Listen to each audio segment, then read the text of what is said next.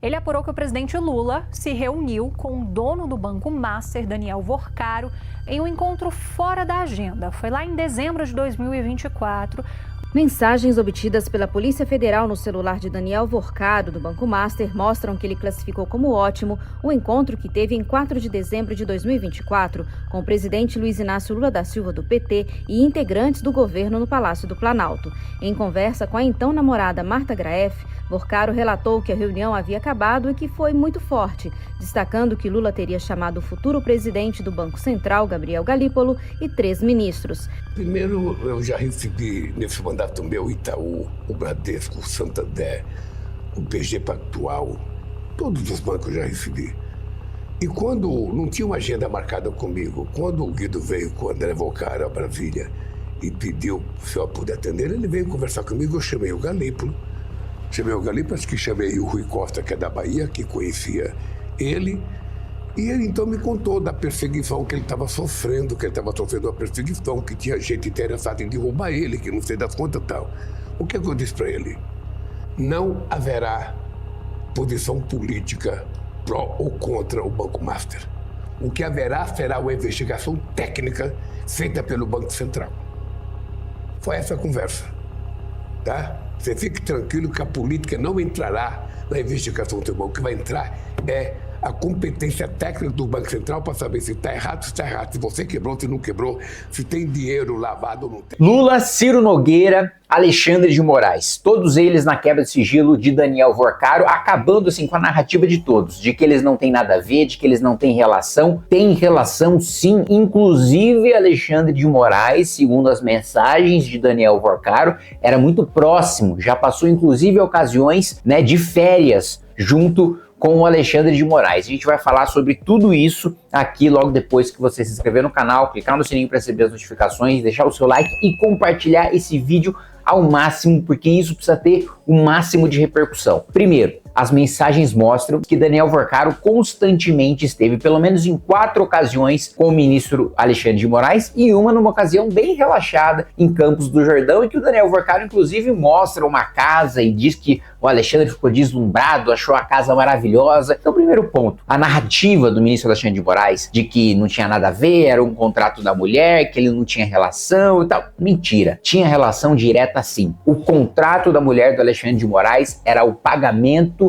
para que Daniel Vorcaro tivesse portas abertas para conversar com o ministro Alexandre de Moraes quando ele bem entendesse e para tratar dos seus negócios. Inclusive, teve a denúncia, a matéria da jornalista Malu Gaspar dizendo que o Alexandre de Moraes teria usado a sua influência para tentar fazer com que o Banco de Brasília comprasse o Master e salvasse o Master. Então assim, todas as coisas se encaixam. Outro ponto, Ciro Nogueira. Nas mensagens, Daniel Vorcaro se reúne várias vezes com Ciro Nogueira, constante nas mensagens dele do amigo Ciro Nogueira, do senador Ciro Nogueira, e ainda dizendo que é um amigo de vida. E ele comemorando a emenda do Banco Master que o Ciro Nogueira apresentou. O Ciro Nogueira não teve nenhum pudor de apresentar abertamente uma emenda para salvar e para beneficiar o Banco Master, e ele dizia, não sou amigo, tem uma relação institucional. Em relação institucional coisa nenhuma. Esteve várias vezes com Daniel Vorcaro, e Daniel Vorcaro dizia que é um amigo da vida nas suas mensagens privadas, né? Inclusive a mensagem do Daniel Vorcaro falando com a sua amante,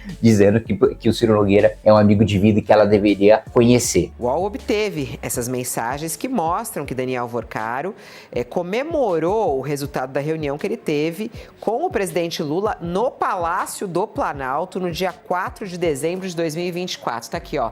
É ele conversando com a namorada, a Marta Graeff. Foi ótimo. Usaram e abusaram de você e te deixaram na mão. Foi ruim?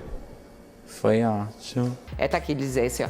Vai me falando tudo. Amor, acabou? Acabou. Agora acabou, amor. Tudo bem? Sim, amor, trabalhando.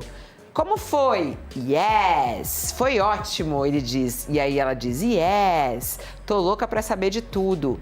Muito forte, diz o Vorcaro. Ele chamou o presidente do Banco Central, que vai entrar 3 ministros. Uau! Disse a Marta Graeff. Que ótimo, não, Natália Portinari, que a gente tem aí essa troca de mensagens. Reunião ótima, uau! né? Então, aliás, esse é um ponto da razão pela qual Flávio Bolsonaro evita falar sobre Banco Master. Ciro Nogueira é amigo próximo de Flávio Bolsonaro, quer apoiar Flávio Bolsonaro para as eleições. Ciro Nogueira foi ministro de Jair Bolsonaro, o principal ministro de Jair Bolsonaro, ministro da Casa Civil, que inclusive nós denunciamos. O mesmo Ciro Nogueira, investigado no Petrolão, agora envolvido no escândalo do Banco Master, blindado por Flávio Bolsonaro. Procurem, olha, eu vou até fazer um desafio aqui para vocês. Eu voto no Flávio Bolsonaro se vocês encontrarem um vídeo dele falando da relação do Ciro Nogueira de amizade de vida com Daniel Vorcaro. Se vocês encontrarem um vídeo falando sobre isso, eu largo o Renan Santos, largo o Partido de Missão, me filio pro PL e voto no Flávio Bolsonaro. Ele não vai falar porque sabe que tem rabo preso.